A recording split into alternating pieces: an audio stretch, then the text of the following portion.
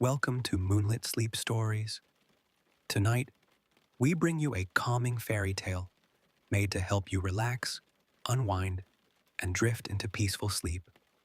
Close your eyes, get comfortable, and let the story take you away. A daughter, a matter of business, don't be distressed. Miss, if the poor lady had suffered so intensely before her little child was born, that she came to the determination of sparing the poor child the inheritance of any part of the agony she had known the pains of, by rearing her in the belief that her father was dead.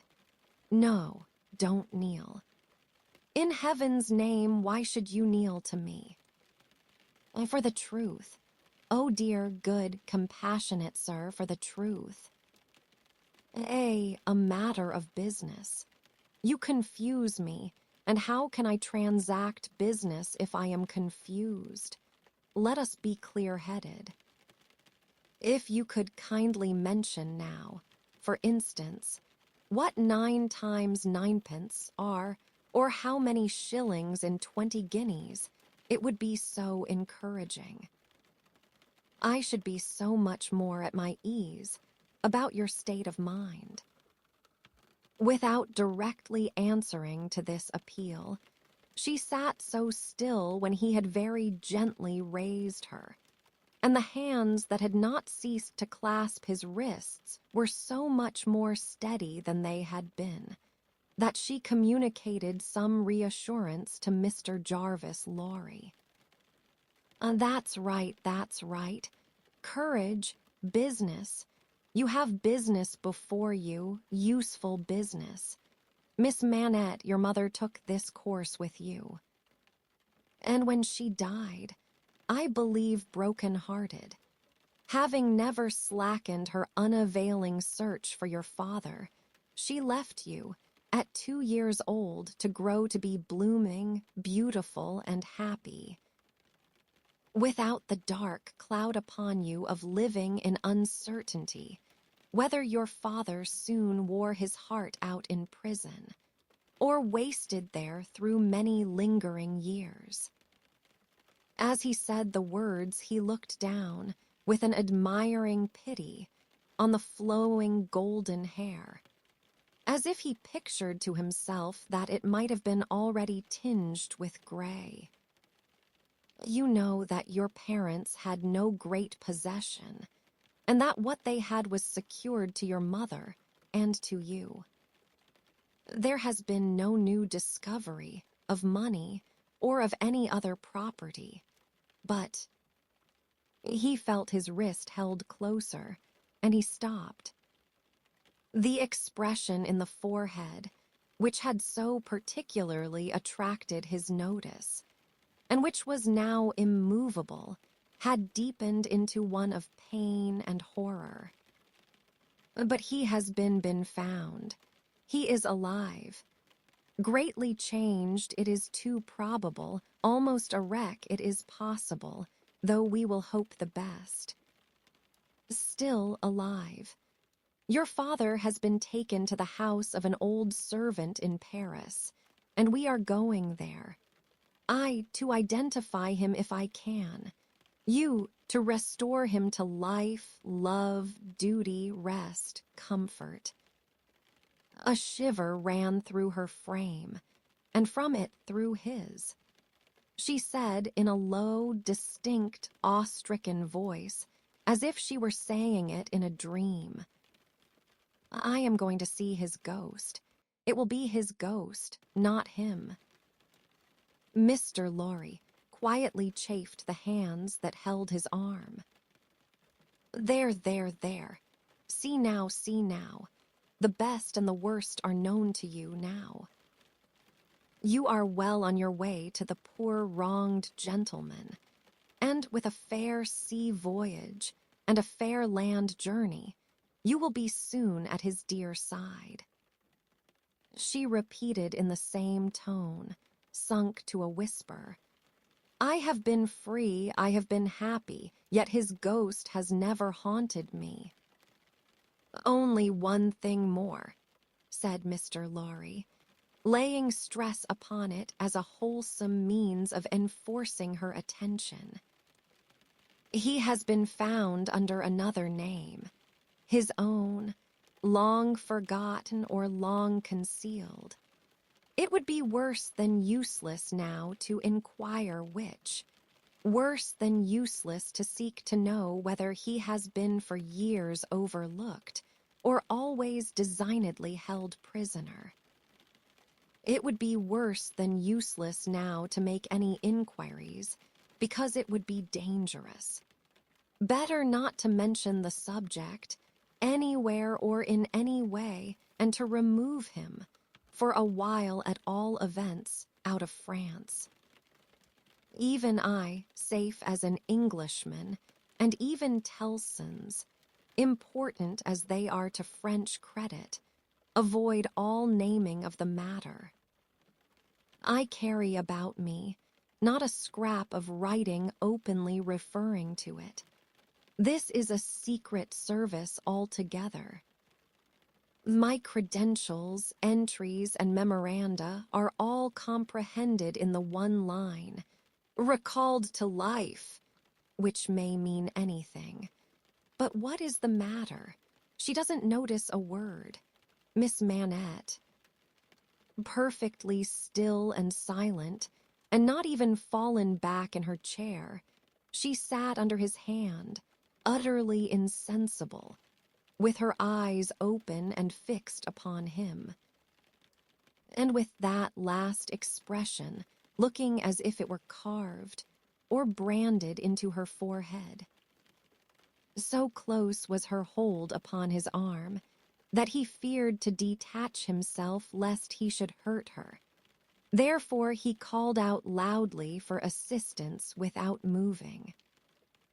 A wild-looking woman, whom even in his agitation, Mr. Lorry observed to be all of a red color, and to have red hair, and to be dressed in some extraordinary tight-fitting fashion, and to have on her head a most wonderful bonnet like a grenadier wooden measure, and good measure too, or a great Stilton cheese, came running into the room in advance of the inn servants, and soon settled the question of his detachment from the poor young lady by laying a brawny hand upon his chest and sending him flying back against the nearest wall. I really think this must be a man, was Mr. Lorry's breathless reflection, simultaneously with his coming against the wall. Why, look at you all, bawled this figure, addressing the inn servants. Why don't you go and fetch things instead of standing there staring at me? I am not so much to look at, am I? Why don't you go and fetch things? I'll let you know if you don't bring smelling salts, cold water, and vinegar quick. I will. There was an immediate dispersal for these restoratives, and she softly laid the patient on a sofa, and tended her with great skill and gentleness, calling her my precious and my bird, and spreading her golden hair aside over her shoulders with great pride and care.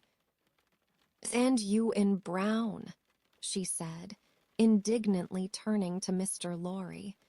"Couldn't you tell her what you had to tell her, without frightening her to death? Look at her, with her pretty pale face and her cold hands. Do you call that being a banker?"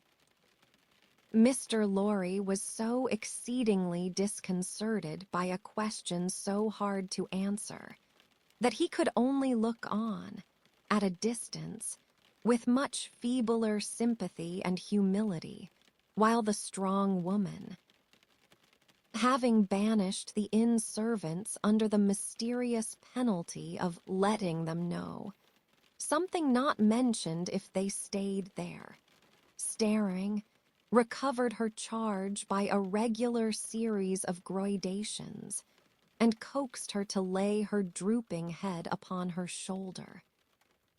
"I hope she will do well now," said Mr. Lorry. "No thanks to you in brown if she does. My darling pretty." "I hope," said Mr. Lorry, after another pause of feeble sympathy and humility, "that you accompany Miss Manette to France." "A likely thing, too," replied the strong woman. "If it was ever intended that I should go across salt water, do you suppose Providence would have cast my lot in an island?" This being another question hard to answer, Mr. Jarvis Lorry withdrew to consider it. A large cask of wine had been dropped and broken in the street. The accident had happened in getting it out of a cart. The cask had tumbled out with a run, the hoops had burst, and it lay on the stones just outside the door of the wine shop, shattered like a walnut shell.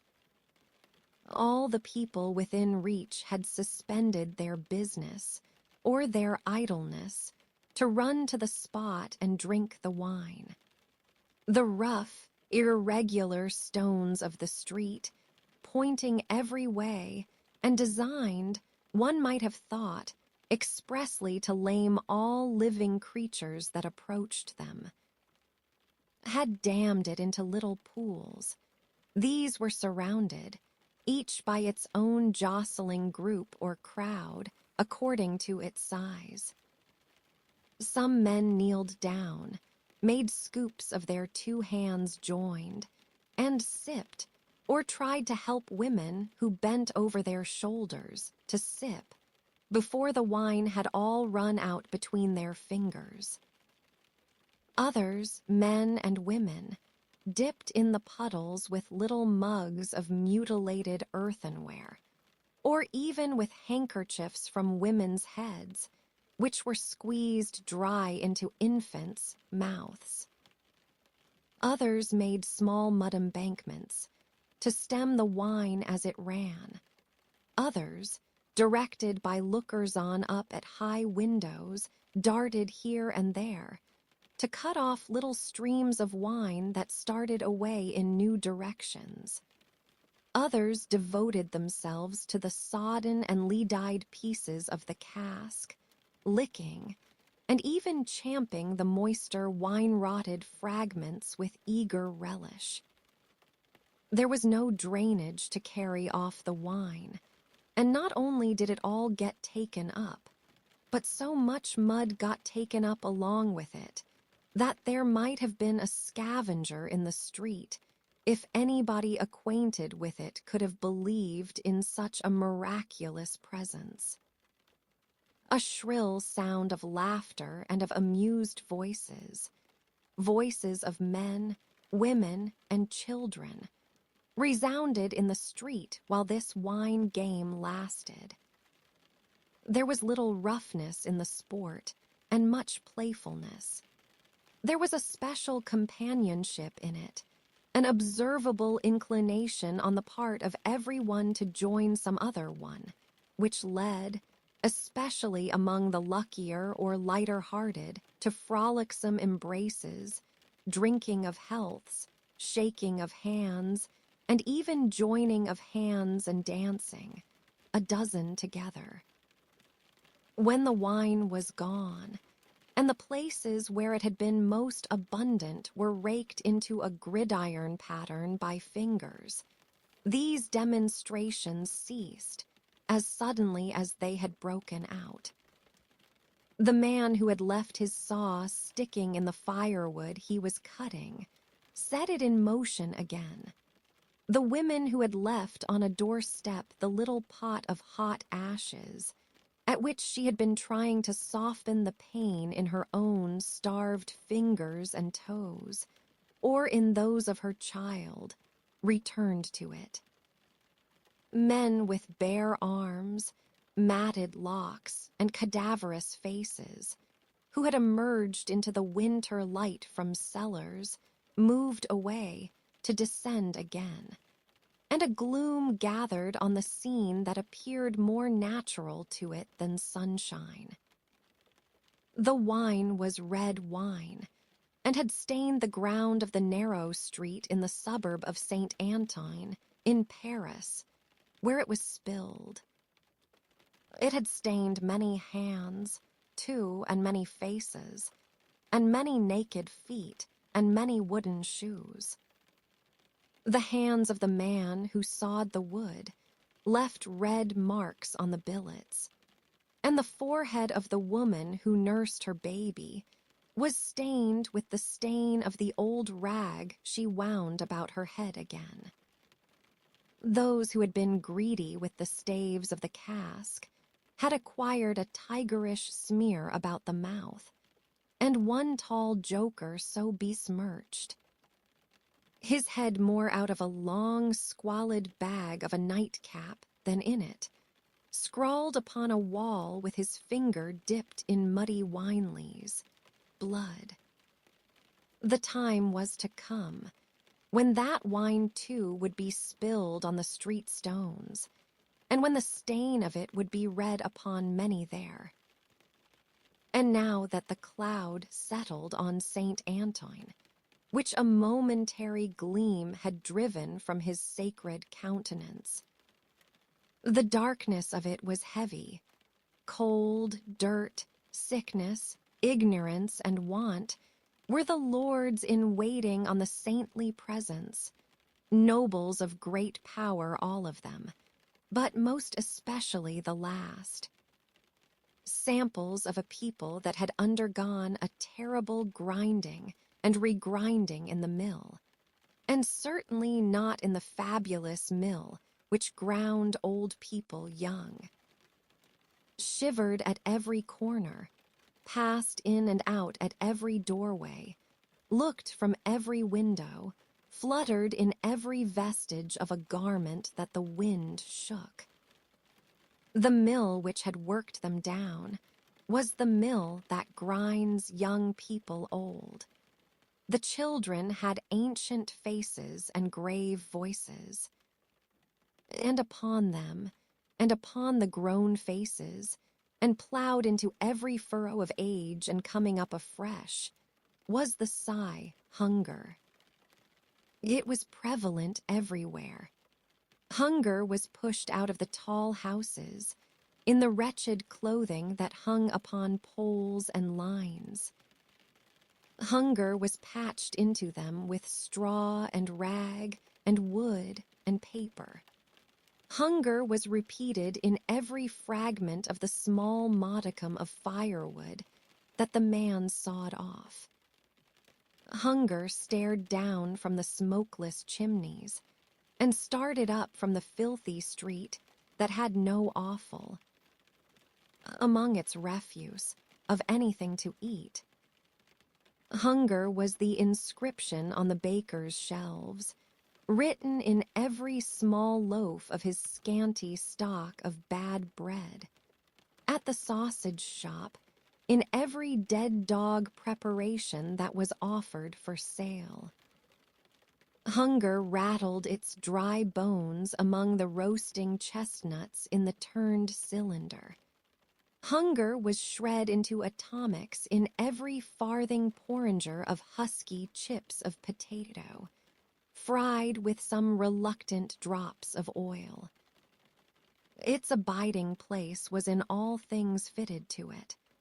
A narrow, winding street, full of offense and stench, with other narrow, winding streets diverging, all peopled by rags and nightcaps, and all smelling of rags and nightcaps, and all visible things with a brooding look upon them that looked ill. In the hunted air of the people, there was yet some wild beast thought of the possibility of turning at bay. Depressed and slinking though they were, eyes of fire were not wanting among them, nor compressed lips, white with what they suppressed, nor foreheads knitted into the likeness of the gallows rope they mused about enduring or inflicting. The trade signs, and they were almost as many as the shops, were all grim illustrations of want. The butcher and the porkman painted up, only the leanest scrags of meat, the baker, the coarsest of meager loaves. The people rudely pictured as drinking in the wine shops, croaked over their scanty measures of thin wine and beer, and were gloweringly confidential together. Nothing was represented in a flourishing condition, save tools and weapons, but the cutlers' knives and axes were sharp and bright, the smiths' hammers were heavy, and the gunmaker's stock was murderous. The crippling stones of the pavement, with their many little reservoirs of mud and water, had no footways, but broke off abruptly at the doors. The kennel, to make amends, ran down the middle of the street. When it ran at all, which was only after heavy rains, and then it ran, by many eccentric fits, into the houses. Across the streets, at wide intervals, one clumsy lamp was slung by a rope and pulley. At night, when the lamplighter had let these down, and lighted, and hoisted them again, a feeble grove of dim wicks swung in a sickly manner overhead, as if they were at sea. Indeed, they were at sea, and the ship and crew were in peril of tempest. For the time was to come when the gaunt scarecrows of that region should have watched the lamplighter, in their idleness and hunger, so long as to conceive the idea of improving on his method, and hauling up men by those ropes and pulleys, to flare upon the darkness of their condition. But the time was not come yet, and every wind that blew over France shook the rags of the scarecrows in vain, for the birds, fine of song and feather, took no warning. The wine shop was a corner shop, better than most others in its appearance and degree, and the master of the wine shop had stood outside it, in a yellow waistcoat and green breeches, looking on at the struggle for the lost wine. "It's not my affair," said he, with a final shrug of the shoulders. "The people from the market did it. Let them bring another." There, his eyes happening to catch the tall joker writing up his joke, he called to him across the way. "Say then, my Gaspard, what do you do there?" The fellow pointed to his joke with immense significance, as is often the way with his tribe. It missed its mark, and completely failed, as is often the way with his tribe too. "What now? Are you a subject for the mad hospital?" said the wine-shop keeper, crossing the road, and obliterating the jest with a handful of mud, picked up for the purpose and smeared over it. "Why do you write in the public streets? Is there, tell me thou, is there no other place to write such words in?" In his expostulation, he dropped his cleaner hand, perhaps accidentally, perhaps not, upon the joker's heart. The joker rapped it with his own, took a nimble spring upward, and came down in a fantastic dancing attitude, with one of his stained shoes jerked off his foot into his hand and held out. A joker of an extremely, not to say wolfishly practical character, he looked under those circumstances. Put it on," said the other. "Call wine, wine, and finish there." With that advice, he wiped his soiled hand upon the joker's dress. such as it was, quite deliberately, as having dirtied the hand on his account, and then recrossed the road and entered the wine shop. This wine shop keeper was a bull-necked, martial-looking man of 30, and he should have been of a hot temperament. For, although it was a bitter day, he wore no coat, but carried one slung over his shoulder. His shirt sleeves were rolled up, too, and his brown arms were bare to the elbows. Neither did he wear anything more on his head than his own crisply curling short dark hair. He was a dark man altogether, with good eyes and a good bold breadth between them, good-humored looking on the whole, but implacable looking, too, evidently a man of a strong resolution and a set purpose, a man not desirable to be met, rushing down a narrow pass with a gulf on either side, for nothing would turn the man. Madame Defarge, his wife, sat in the shop behind the counter as he came in. Madame Defarge was a stout woman of about his own age, with a watchful eye that seldom seemed to look at anything, a large hand heavily ringed, a steady face, strong features, and great composure of manner.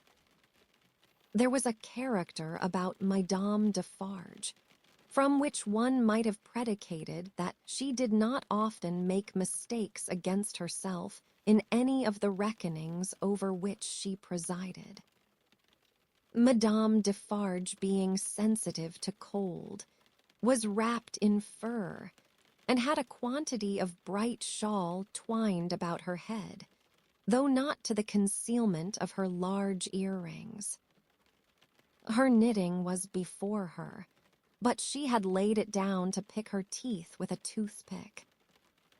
Thus engaged, with her right elbow supported by her left hand, Madame Defarge said nothing when her lord came in, but coughed just one grain of cough. This, in combination with the lifting of her darkly defined eyebrows over her toothpick by the breadth of a line, suggested to her husband that he would do well to look round the shop among the customers. For any new customer who had dropped in while he stepped over the way. The wine-shop keeper accordingly rolled his eyes about, until they rested upon an elderly gentleman and a young lady, who were seated in a corner. Other company were there, 2 playing cards, 2 playing dominoes, 3 standing by the counter lengthening out a short supply of wine. As he passed behind the counter, he took notice that the elderly gentleman said in a look to the young lady, "This is our man." "What the devil do you do in that galley there?" said Monsieur Defarge to himself. "I don't know you." But he feigned not to notice the 2 strangers, and fell into discourse with the triumvirate of customers who were drinking at the counter. "How goes it, Jacques?" said one of these 3 to Monsieur Defarge. "Is all the spilt wine swallowed?" "Every drop, Jacques," answered Monsieur Defarge. When this interchange of Christian name was effected, Madame Defarge, picking her teeth with her toothpick, coughed another grain of cough, and raised her eyebrows by the breadth of another line. "It is not often," said the second of the 3, addressing Monsieur Defarge, "that many of these miserable beasts know the taste of wine, or of anything but black bread and death. Is it not so, Jacques?" "It is so, Jacques," Monsieur Defarge returned. At this second interchange of the Christian name, Madame Defarge, still using her toothpick with profound composure, coughed another grain of cough and raised her eyebrows by the breadth of another line.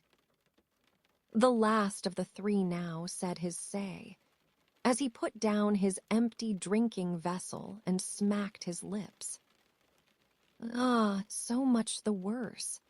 A bitter taste it is that such poor cattle always have in their mouths, and hard lives they live, Jacques.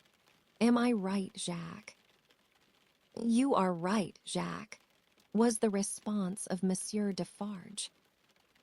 This third interchange of the Christian name was completed at the moment when Madame Defarge put her toothpick by, kept her eyebrows up, and slightly rustled in her seat. "Hold, then, true," muttered her husband. "Gentlemen, my wife." The three customers pulled off their hats to Madame Defarge, with three flourishes. She acknowledged their homage by bending her head and giving them a quick look. Then she glanced in a casual manner round the wine shop, took up her knitting with great apparent calmness and repose of spirit, and became absorbed in it. "Gentlemen," said her husband, who had kept his bright eye observantly upon her, "good day. The chamber, furnished bachelor fashion, that you wished to see, and were inquiring for when I stepped out, is on the 5th floor. The doorway of the staircase gives on the little courtyard close to the left here," pointing with his hand, "near to the window of my establishment. But now that I remember, one of you has already been there and can show the way. Gentlemen, adieu." They paid for their wine and left the place. The eyes of Monsieur Defarge were studying his wife at her knitting, when the elderly gentleman advanced from his corner and begged the favor of a word. "Willingly, sir," said Monsieur Defarge, and quietly stepped with him to the door. Their conference was very short, but very decided.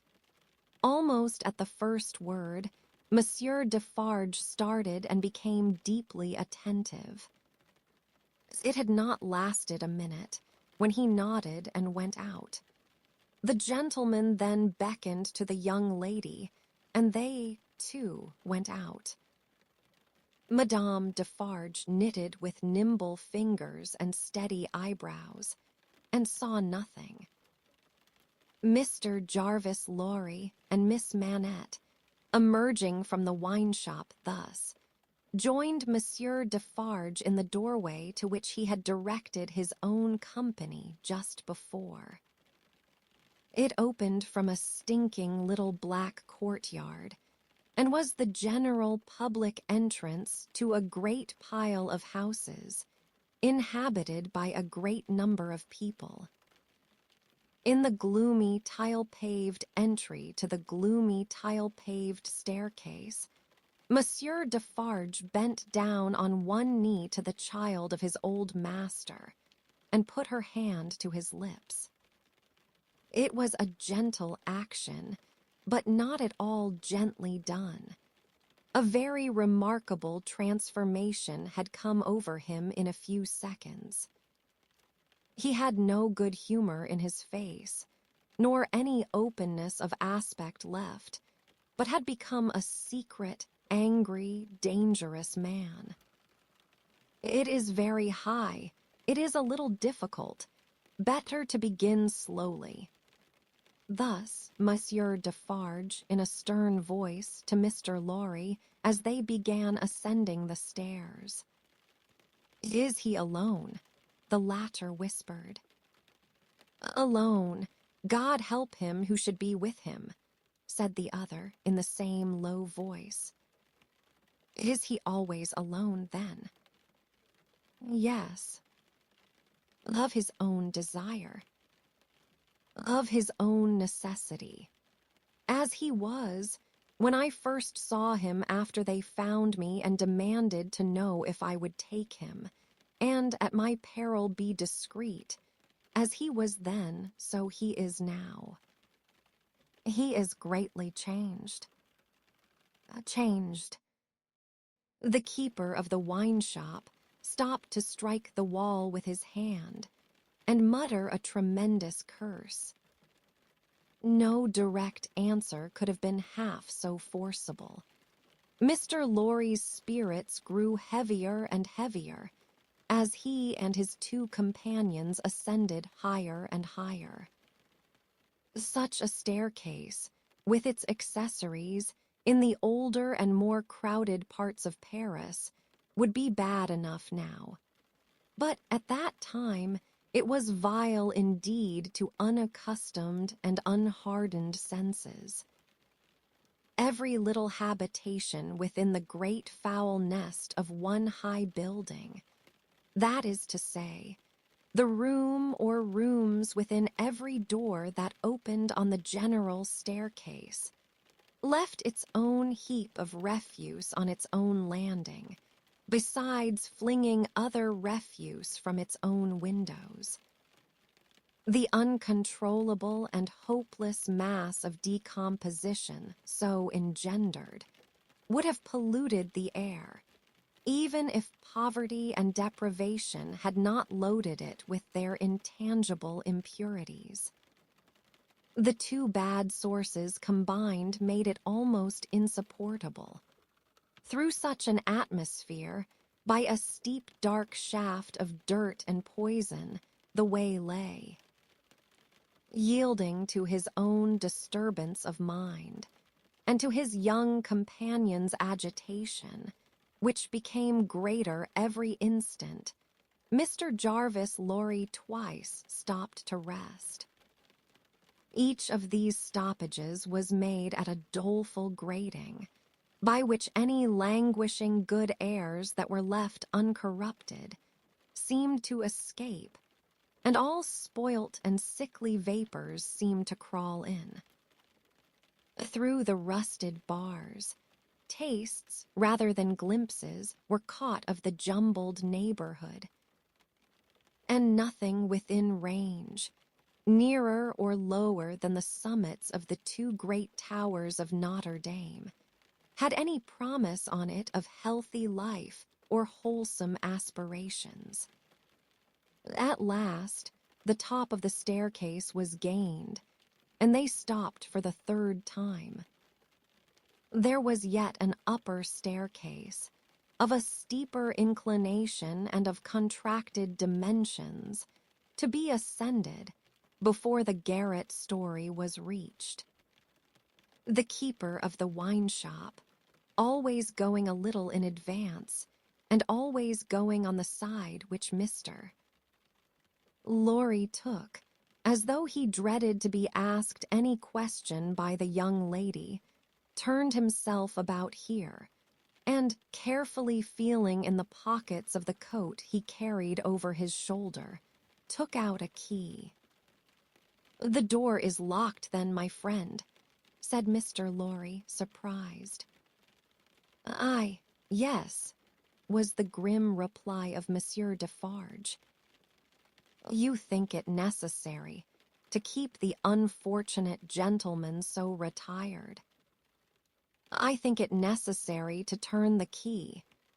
Monsieur Defarge whispered it closer in his ear, and frowned heavily. "Why?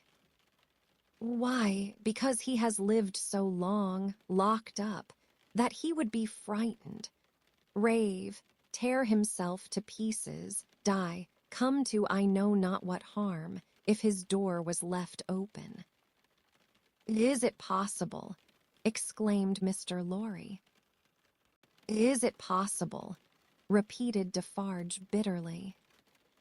"Yes, and a beautiful world we live in when it is possible, and when many other such things are possible. And not only possible, but done, see you. Under that sky there every day, long live the devil, let us go on. This dialogue had been held in so very low a whisper that not a word of it had reached the young lady's ears. But by this time she trembled under such strong emotion, and her face expressed such deep anxiety, and above all, such dread and terror, that Mr. Lorry felt it incumbent on him to speak a word or two of reassurance. "Courage, dear miss, courage, business. The worst will be over in a moment. It is but passing the room door, and the worst is over. Then all the good you bring to him, all the relief, all the happiness you bring to him begin. Let our good friend here assist you on that side. That's well, friend Defarge. Come now, business, business." They went up slowly and softly. The staircase was short, and they were soon at the top. There, as it had an abrupt turn in it, they came all at once in sight of 3 men, whose heads were bent down close together at the side of a door, and who were intently looking into the room to which the door belonged, through some chinks or holes in the wall. On hearing footsteps close at hand, these 3 turned and rose, and showed themselves to be the 3 of one name who had been drinking in the wine shop. "I forgot them in the surprise of your visit," explained Monsieur Defarge. "Leave us, good boys, we have business here." The 3 glided by, and went silently down, there appearing to be no other door on that floor, and the keeper of the wine shop going straight to this one when they were left alone. Mr. Lorry asked him in a whisper, with a little anger, "Do you make a show of Monsieur Manette?" "I show him, in the way you have seen, to a chosen few." "Is that well?" "I think it is well." "Who are the few? How do you choose them?" "I choose them as real men, of my name. Jacques is my name, to whom the sight is likely to do good." "Enough, you are English. That is another thing. Stay there, if you please, a little moment." With an admonitory gesture to keep them back, he stooped and looked in through the crevice in the wall. Soon raising his head again, he struck twice or thrice upon the door, evidently with no other object than to make a noise there. With the same intention, he drew the key across it 3 or 4 times, before he put it clumsily into the lock, and turned it as heavily as he could. The door slowly opened inward under his hand, and he looked into the room and said something. A faint voice answered something. Little more than a single syllable could have been spoken on either side. He looked back over his shoulder and beckoned them to enter. Mr. Lorry got his arms securely round the daughter's waist and held her, for he felt that she was sinking. Business, business," he urged, with a moisture that was not of business shining on his cheek. "Come in, come in." "I am afraid of it," she answered, shuddering. "Of it, what?" "I mean of him, of my father."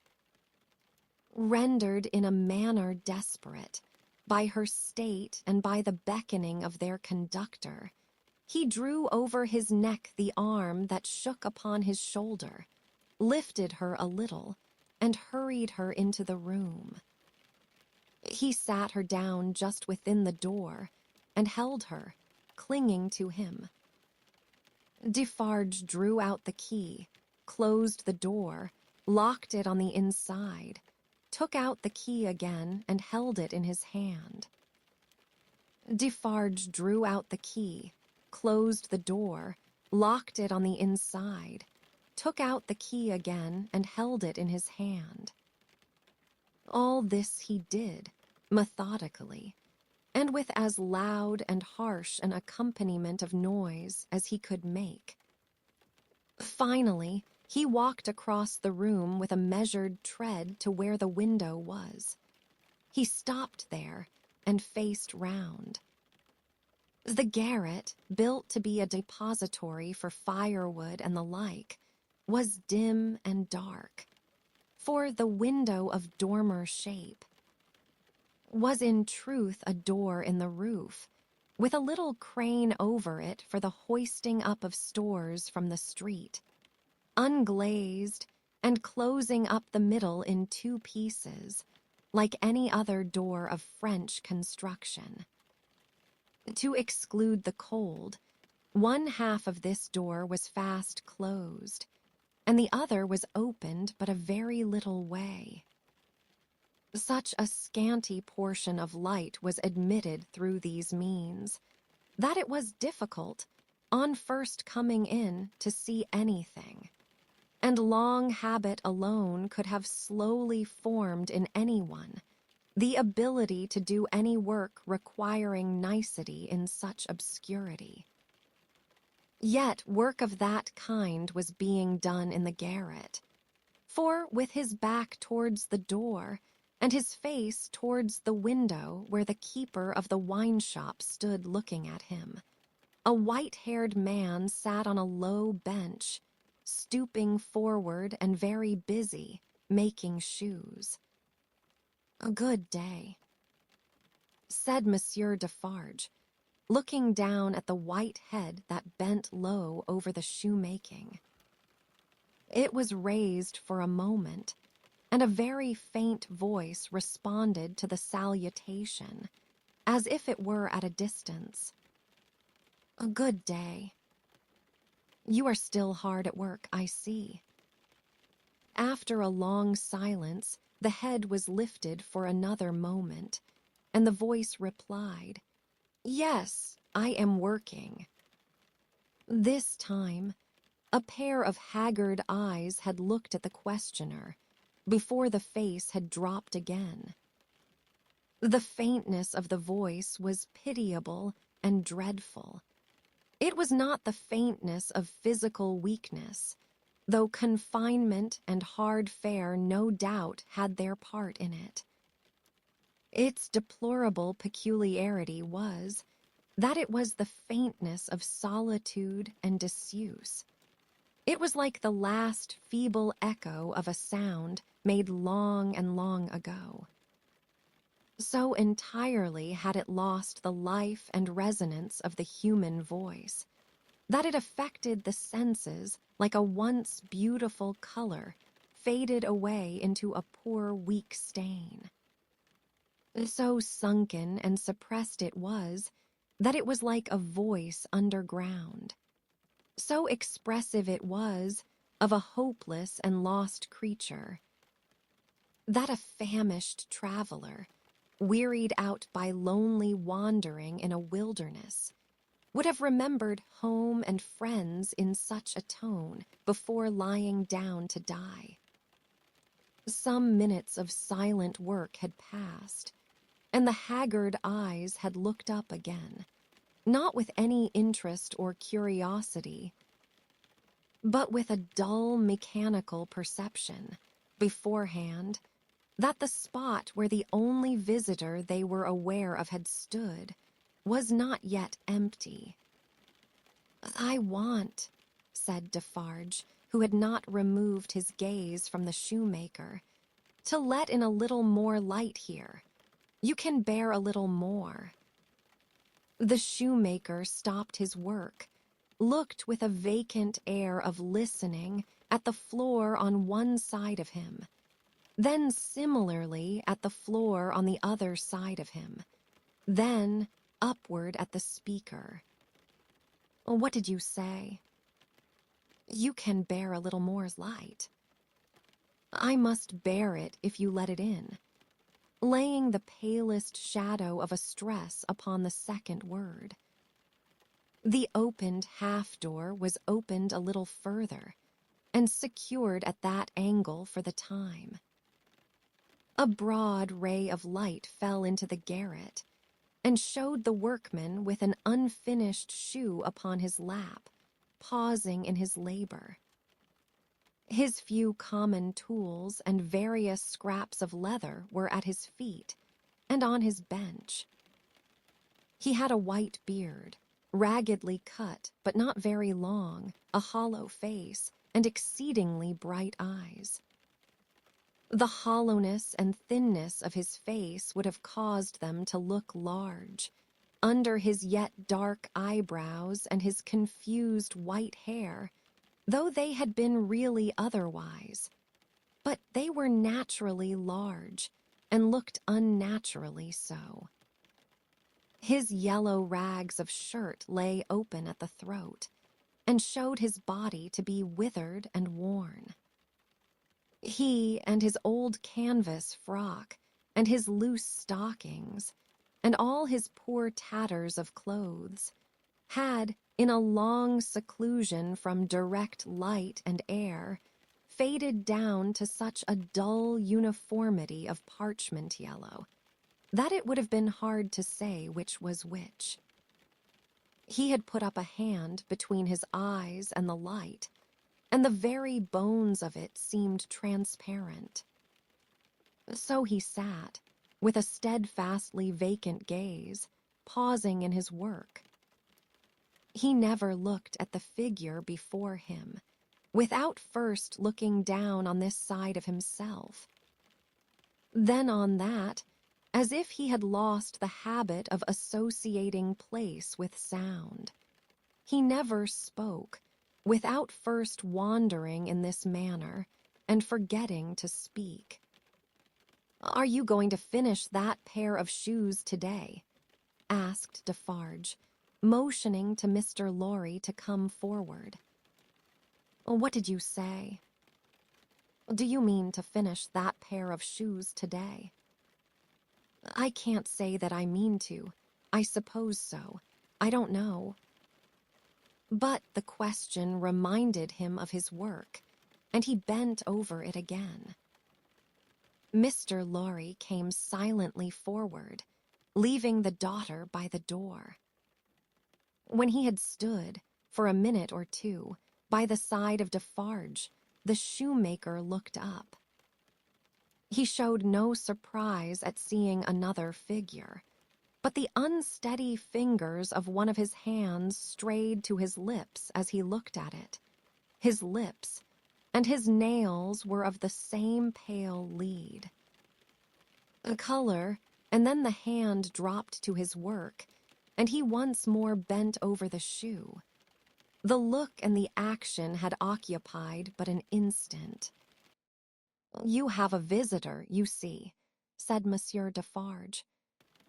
"What did you say?" "Here is a visitor." The shoemaker looked up as before, but without removing a hand from his work. "Come," said Defarge. "Here is Monsieur who knows a well-made shoe when he sees one. Show him that shoe you are working at.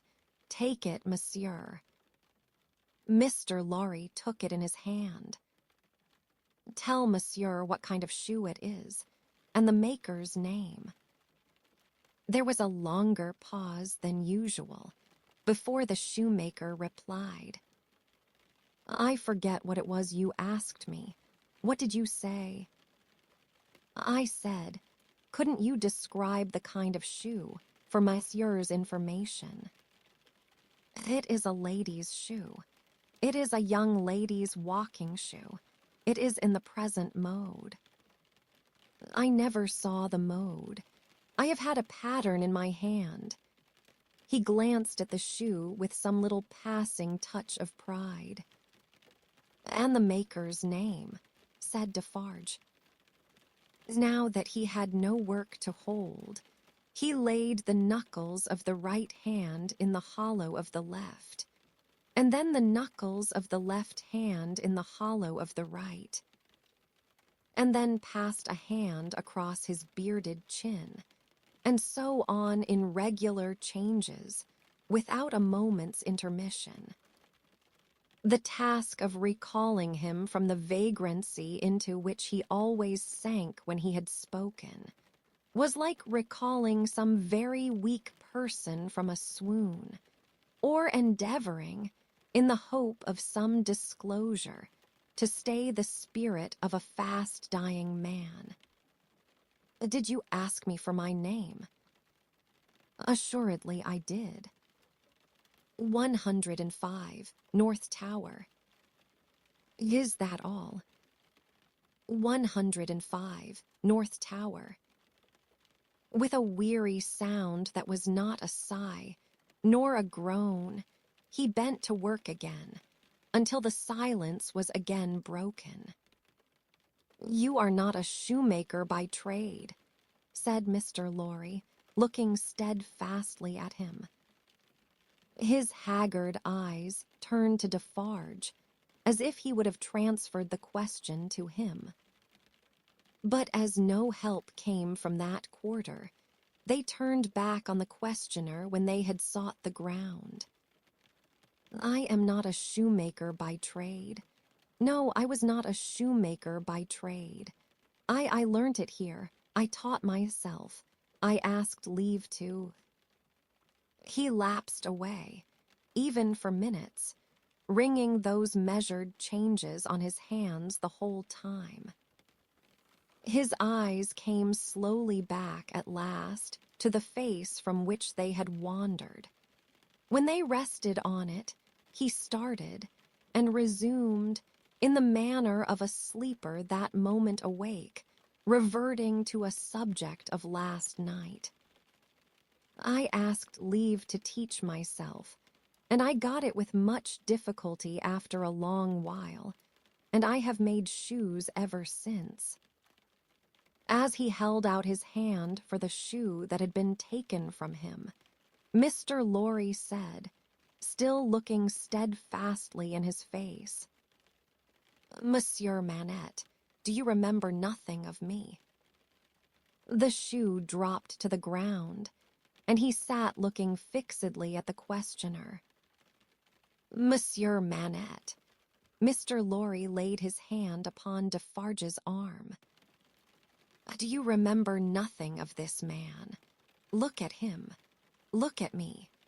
Is there no old banker, no old business, no old servant, no old time, rising in your mind, Monsieur Manette?"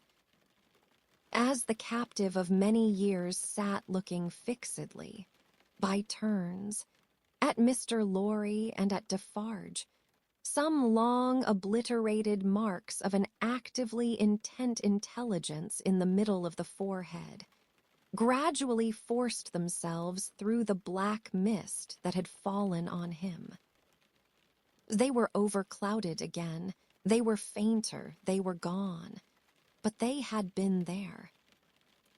And so exactly was the expression repeated on the fair young face of her who had crept along the wall to a point where she could see him, and where she now stood looking at him, with hands which at first had been only raised in frightened compassion, if not even to keep him off and shut out the sight of him, but which were now extending towards him, trembling with eagerness to lay the spectral face upon her warm young breast, and love it back to life and hope. So exactly was the expression repeated, though in stronger characters, on her fair young face, that it looked as though it had passed like a moving light from him to her. Darkness had fallen on him in its place. He looked at the two, less and less attentively, and his eyes in gloomy abstraction sought the ground and looked about him in the old way. Finally, with a deep, long sigh, he took the shoe up and resumed his work. "Have you recognized him, monsieur? asked Defarge in a whisper. Yes, for a moment. At first I thought it quite hopeless, but I have unquestionably seen, for a single moment, the face that I once knew so well. Hush, let us draw further back. Hush. She had moved from the wall of the garret, very near to the bench on which he sat.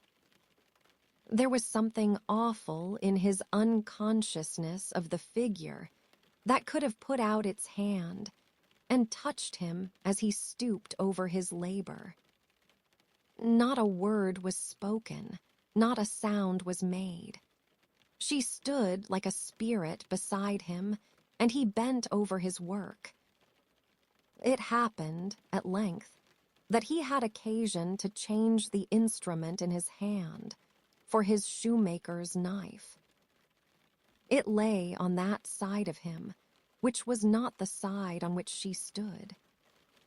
He had taken it up and was stooping to work again when his eyes caught the skirt of her dress. He raised them and saw her face. The two spectators started forward, but she stayed them with a motion of her hand. She had no fear of his striking at her with the knife, though they had. He stared at her with a fearful look, and after a while his lips began to form some words, though no sound proceeded from them. By degrees, in the pauses of his quick and labored breathing, he was heard to say, "What is this?" With the tears streaming down her face, she put her two hands to her lips and kissed them to him, then clasped them on her breast, as if she laid his ruined head there. "You are not the jailer's daughter." She sighed no. "Who are you?"